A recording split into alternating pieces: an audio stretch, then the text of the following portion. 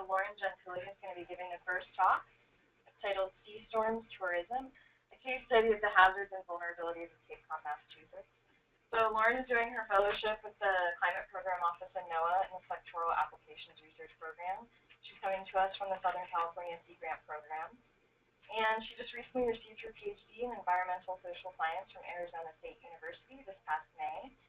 And she worked briefly with NOAA Fisheries between her graduate degree and starting her fellowship.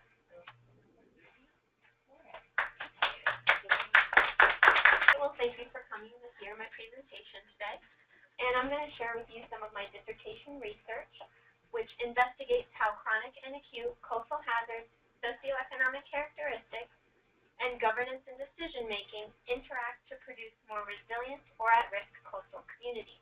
Typically, hurricanes have been associated with the U.S. Southeast and Gulf regions. New England, however, is not a stranger to these events. This figure depicts hurricanes that have made landfall in New England between 1900 and 2015. As you can see, a number of them in orange were Category 2s, and my study site right here, Cape Cod, is directly in the path of these hazards. Over the next century, sea surface temperatures are expected to increase, making it more likely that New England could experience more hurricane activity and potentially greater impact. Therefore, preparing for these hazards will be important for this region. So Cape Cod extends about 25 miles east and 30 miles northwest of mainland Massachusetts.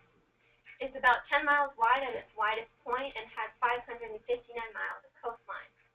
The Cape Cod Canal, right here in red, was built in 1914 to shorten the trade routes between Boston and New York City.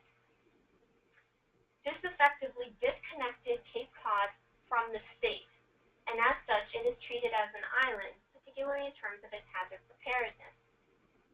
It's accessible by airplane, ferry, or crossing over one of the two bridges, and that photo in the upper right is the Sagamore Bridge, one of the main. Cape Cod has about 15 towns that are organized into the upper, mid, lower, and outer Cape.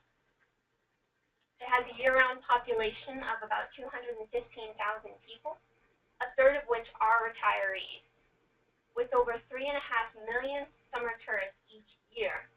Cape Cod's tourism economy is particularly sensitive to disruptions like those from coastal hazards.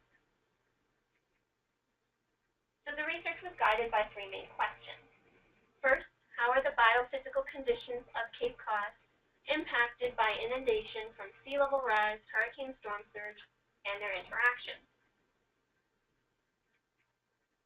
Second, how do social characteristics and a tourism-dependent economy interact to produce different degrees of vulnerability to coastal hazards? And third, how does hazard mitigation governance and decision-making processes shape communities' capacities to plan for, respond to, and recover from coastal hazards? So drawing from Cutter's Hazards of Place model and Ostrom's Institutional Analysis and Development Framework, I integrate three local scale assessments into a single conceptual model I am calling the Hazards, Vulnerabilities, and Governance Framework. This approach looks at not only the biophysical vulnerabilities and the social, but also the existing governance and decision-making processes, all of which together shape communities' coping and adaptive capacities to mitigate coastal hazards.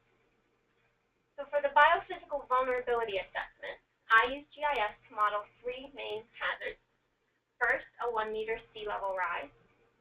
Second, Category 1, 2, and 3 hurricane storm surge scenarios. That data came from the National Hurricane Center's SWASH program. And third, their interactions, so including the effect of sea level rise on each of those hurricane categories. This produced a total of 7 scenarios, which I then used to measure the inundation to the natural and built infrastructure on Cape Cod. For the social vulnerability assessment, building upon the work of Jepson and Colburn, I used 129 variables from the U.S. Census data American Community Survey in a series of principal component analyses. The result was a suite of indices representing gentrification and tourism dimensions that are used to capture community vulnerability to change. And then for the final assessment, the governance and decision making, I interviewed with 29 participants at both local and regional levels, and I analyzed those interviews using a thematic content analysis, which produced 12 codes representing critical aspects of coastal hazard mitigation planning on Cape Cod. So while I do have results for each 15 towns, I'm not going to force you to listen to every single town. I'm going to just focus for this presentation on Chatham here in the Lower Cape and in Provincetown at the tip in the Outer Cape. So as you can see, there are areas of land that are submerged, where water from Cape Cod Bay can connect with water from the Atlantic. For long-term planning perspective, this is important because it illustrates how Provincetown, right here on the tip, is at risk from being disconnected from the rest of the county due to a 1-meter sea level rise in blue. From an emergency management perspective, disruptions to the roadways are also especially problematic due to, quote, the fact that we're separated by 2 bridges and we have very limited options in terms of evacuation from major storms. That's a real choke point for the Cape, our reliance on the transportation infrastructure. If you look at the map on your right, you can see that these roads, particularly Route 6, which is that thick black line, that is the only major highway on all of Cape Cod. And in Provincetown, you can see that these roads are quite vulnerable to inundation and flooding from hurricane storm surge, even as low as a Category 1 in yellow. Keep in mind that in the future, the greatest impacts to these roadways will be from the inclusion or the effect of sea level rise on the hurricane storm surge. In contrast, Chatham is not concerned about isolation like Provincetown is. And looking at the map on your right, the impacts to roads are quite minimal, mostly due to the fact that they are farther inland. Most importantly to mention is that a low-intensity hurricane, like a Category 1 in yellow, accounts for the majority of inundation compared to a more major hurricane like a Category 3, which is in red. This is significant from a hazard mitigation planning perspective because it's illustrating that certain areas on Cape Cod don't necessarily have to experience a major hurricane and its associated storm surge to be somewhat vulnerable to flooding. And this, of course, is going to be amplified again when you do start to consider the effect of sea level rise in the area.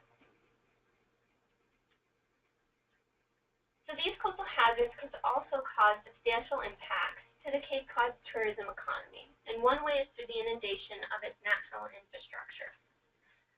If you look here at the graph on the right side, you can see that Provincetown shows somewhat of the second greatest impacts to its natural amenities from hurricane storm surge, which is the green bars, and with the inclusion of sea level rise to that storm surge in aqua. Chatham, though, on the left side of the graph, experiences the greatest impact to its natural amenities, with roughly 47 to up to 64% potentially inundated. In terms of more chronic effects, though, Chatham again experiences the greatest impacts from sea level rise in this case, with the blue bar, anywhere on the Cape, with about 32% of those natural amenities permanently lost in that case. This is important for town planning to consider because the permanent loss of those natural infrastructures, which also serve as protective buffers, could not only increase the exposure of those built areas, but can also impact tourism, which depends on the actual presence of those amenities. That is what draws people to these areas in the first place. So like with the natural infrastructure, these hazards can, again, impact the tourism by actually affecting the tourism-related structures. Compared to the rest of the Cape, Provincetown experiences by far the greatest flooding to any of its facilities. And notably, as much as 64% could be flooded from a Category 3 hurricane with the inclusion of sea level rise to that.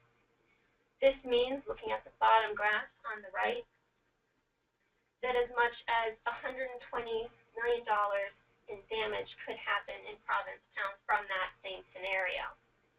Now, just because communities may face a certain amount of inundation does not mean that those monetary impacts are going to be the same. If you look at Chatham on the left side of the graph, overall it experiences relatively low inundation to the tourism facilities.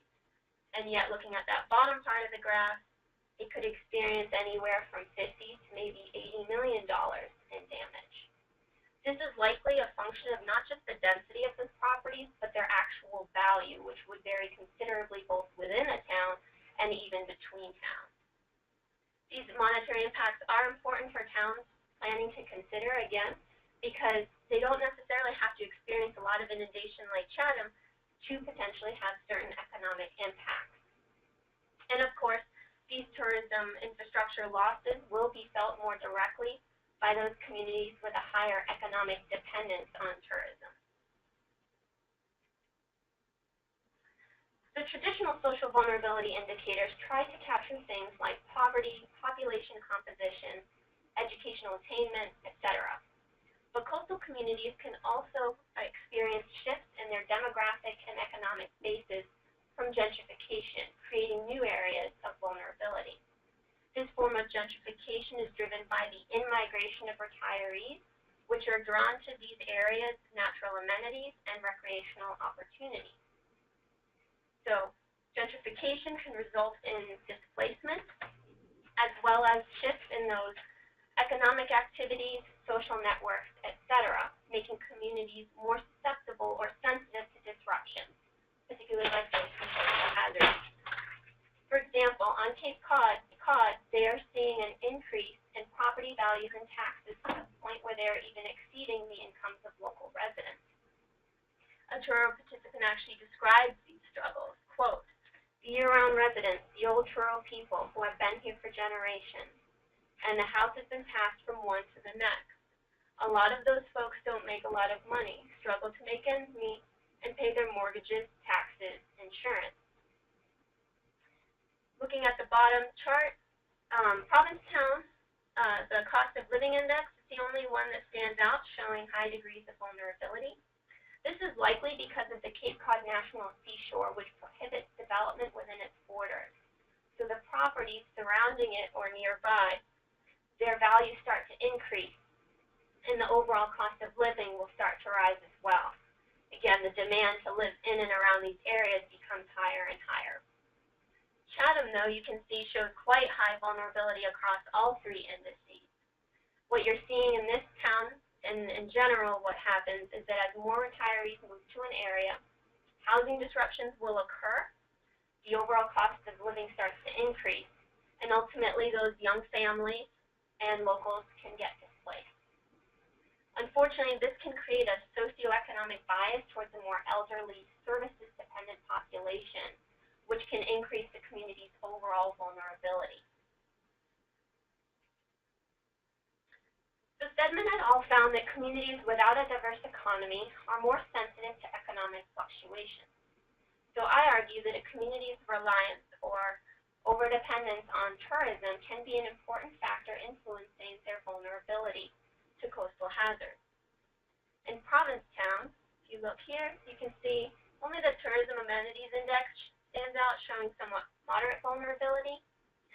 Since this index is used to capture the degree of support for tourism in a town, it's likely that it is somewhat dependent, but looking at this bottom graph, you can see compared to other towns, not as much. Chatham, though, has both a high tourism amenities index as well as a high labor force structure index. So since the labor force index captures the degree of tourism employment as well as characterizes the strength of the labor force, Chatham appears to have a more unstable labor force and lacks industry diversity. This, in combination with the tourism amenities index, is sort of indicating a higher economic dependence on tourism and subsequently could have reduced capacities to actually withstand coastal hazards and even recover from them. I want to point out that Chatham, you can see here, faces similar degrees of tourism vulnerability as it did for gentrification. This is important to mention because it demonstrates how tourism can actually encourage more gentrification by attracting retirees to an area, while gentrification can then shift those communities' economic basis towards more service sector industries like tourism.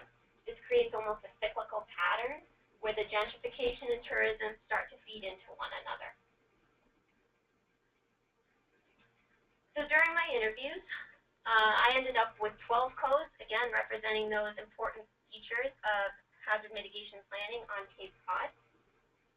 And they were organized into 3 domains: conditions, barriers, and solutions. And for the remainder of this talk, I'm just going to focus on those that showed a higher degree of importance and interrelatedness, which was biophysical vulnerability for the conditions, political will for the barriers, and resiliency efforts for the solutions. So during my interviews, it became quite clear that biophysical vulnerability is a major concern in all of these towns. They argued that a reason for this is due to the land use patterns that have been concentrated along the shoreline, putting people and infrastructure in harm's way. Province towns where the Pilgrims first landed was historically a fishing community, as you can see by that top photograph. And due to this historical industry, its residential structures and commercial centers have been built directly adjacent to that waterfront. As a result, quote, whereas other towns might not have developed their waterfront so intensely, we have zoning that is very dense, but that reflects those traditional land use patterns. To compound this dense waterfront development, looking at the map at your right, you can see that the Cape Cod National Seashore, which I mentioned, that is all in green, and they own 75% of the land in Provincetown. Therefore, Provincetown and its residents are locked into this one little area that they have developed along the bay, and they have no opportunity to move inland or develop elsewhere. This presents, of course, certain challenges in their coastal hazard mitigation planning, with their strategies limited to addressing their existing development. So while the biophysical conditions sets the context on Cape Cod, there are certain barriers to planning. The most frequently mentioned is political will, which refers to the extent of support for hazard mitigation planning and implementation. Political will is especially significant in Massachusetts due to the power of town government, which is governed by voting at town meetings. Now, the town meeting is a form of direct democratic rule that's been in place since early colonial times, where town members that are registered voters legislate policies and budgets. This gives community members significant decision-making power over a lot of issues and projects that are put forth. As a result, low political will can become a critical barrier to the successful funding and execution of any kinds of planning efforts. A number of towns made it clear that the private property interest and public well-being is constantly butting heads. There's extreme tension between them, and that is a reason for low political will.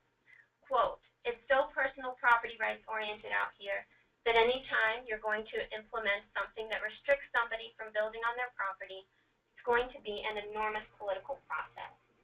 Well, coastal hazard mitigation, by its very definition, is used to minimize the impacts of coastal hazards on people and their property. It forces communities to try to become more resilient through different strategies like prohibiting where you could build in a flood zone, how structures could even be built. Of course, the challenge with this, as a Provincetown interviewee stated, is that there's kind of a resistance to regulation. You know, it's a little bit like the wild, wild west out here. I think this is generally true all over, although I do think it's magnified in Provincetown. People don't want to be regulated. They feel like they own their property and they should be able to do whatever they want to do with it. It's more often than not this conflict of interest and priorities that results in political will against proactive hazard mitigation. So what does this mean in terms of solutions? Well, resiliency efforts was the most frequently mentioned, and this focuses on reducing the vulnerable conditions and improving long-term proactive planning. For example, Provincetown received a coastal zone management resiliency grant from the state to manage their shoreline and harbor. Specifically, they were looking at ways to offset some of the losses from erosion, as well as replenish their beaches, which you can see in that photo on the left. They seriously need it. But resiliency efforts can also take the form of policy and not just projects. For example, in Chatham, they passed a zoning bylaw that prohibits new residential development in their floodplain. This has been a pretty effective coastal hazard mitigation technique by limiting the exposure in known hazard areas. Of course, this was contested many, many times due to those conflicting interests and priorities, but it was upheld in a landmark 2005 Massachusetts Supreme Court case that, quote, affirmed the authority of municipalities to regulate or even prevent residential or other high-risk development in flood-prone areas.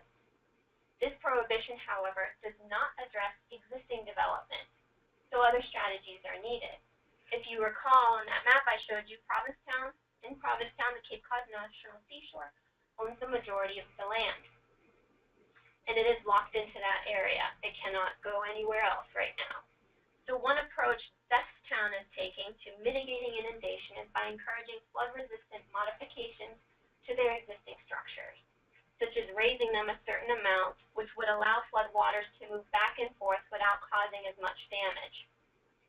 Typically, though, if a property owner raises their home or building above what's required, it will likely exceed the town's zoning height restrictions. So to address this barrier, at a town meeting, Provincetown was able to garner enough political will to pass a zoning bylaw amendment that increased that building height restriction so that those properties could elevate their structures more easily. Not only did this bylaw amendment address a law constraining proactive hazard mitigation, but it also had the broader benefit of increasing the town's resilience as more of its structures could in the future be better protected. So as these results indicate, there's a lot of variability in the coastal hazard impacts across Cape Cod towns, depending on those biophysical and social vulnerabilities and the governance and decision making. Found that biophysical vulnerability is not uniform and highly variable. That the gentrification can create new areas of vulnerability by changing demographic and economic basis. That a dependence on tourism could amplify vulnerability to coastal hazards, and that despite the independence of local governments, collaboration will be needed to better address the transboundary effects of coastal hazards. Otherwise, mitigation efforts will always be local and piecemeal. So even though my results are specific to Cape Cod, this dissertation research demonstrates the potential broader applicability of my hazards, vulnerabilities, and governance framework for assessing other types of hazards operating at a wide range of spatial and governance scales. And that concludes my presentation, and I'm happy to take any questions.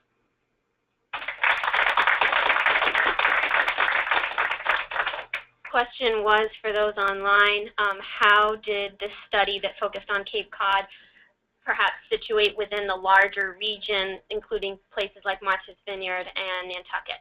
And to answer your question, there are similarities because Martha's Vineyard and Nantucket tend to, well, I should preface this. How many of you are even familiar with Cape Cod in general?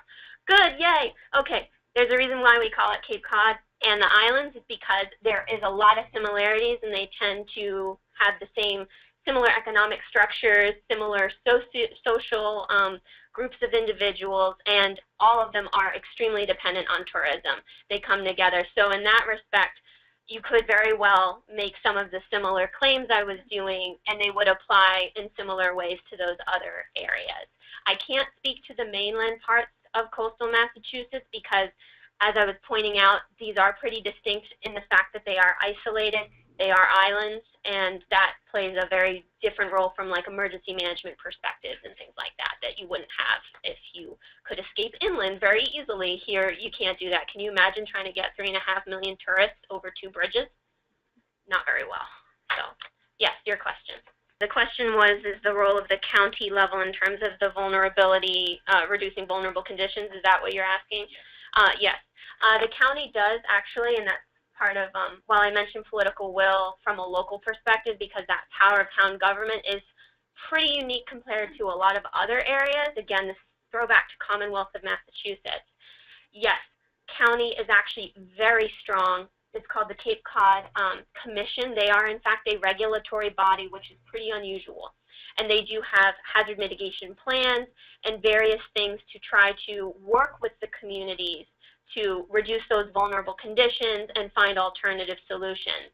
The challenge, though, that you're finding, and that's what I was trying to emphasize, is that power, that ingrained local perspective makes them at times very resistant to the county's involvement, and they like their independence, and yet at the same time they still do recognize the role that the county can play in helping facilitate more working together. Because again, if you noticed with the map, one town leads to another, leads to another, leads to another. So they can't really operate in silos because, again, in terms of moving around, they're going to go through another town. So yes, the county does play a role, but it is limited in terms of how much the towns are willing to give them. Does that answer your question? Okay. This was a conceptual model of how I did it, so this might give you a little bit more than you're looking for. But I did 12 at the regional level, which was focused on the county level, as you're indicating, and one state individual. But again, I wanted to keep it at a region, not get up into that very hierarchy. And then the 17 local were with the towns. I was actually able to interview with all but 2 towns who did not want and would not talk with me, for whatever that reason was. I mean, I was a lowly grad student. You'd think that I wouldn't be very threatening, but apparently the topic could be. And I had 4 main themes or questions that I focused on, and that was the coastal hazards and risk perception. That's where the biophysical vulnerability and a lot of that condition stuff comes out of. Then vulnerability and exposure, preparedness and mitigation, and then their extensive collaboration. And then, I don't know, nope, I don't have it. I did have a breakdown. If you want to know more, I'm happy I can send you the graph that gives you literally who exactly I talked with, because that's fully accounted for. Probably would have shifted if I'd managed to get, a lot of it I was dealing with was town planners in a lot of cases, because they are the ones that literally are on the ground working with these issues. I likely would have gotten a different perspective if I'd had time and, well, yeah, always more time, brought in maybe a business perspective. Like, I'd thought about it, but that was starting to blow up. As you saw, this is my whole dissertation, and this was just one piece.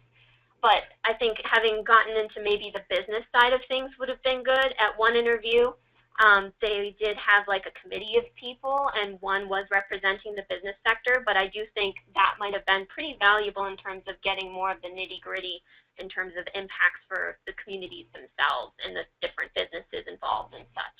And it's not, I should say, it's not just limited to tourism. A lot of businesses are concerned in general, because if tourism starts to fall, then almost everything that is coupled with it will start to fall as well. Okay. Thank you.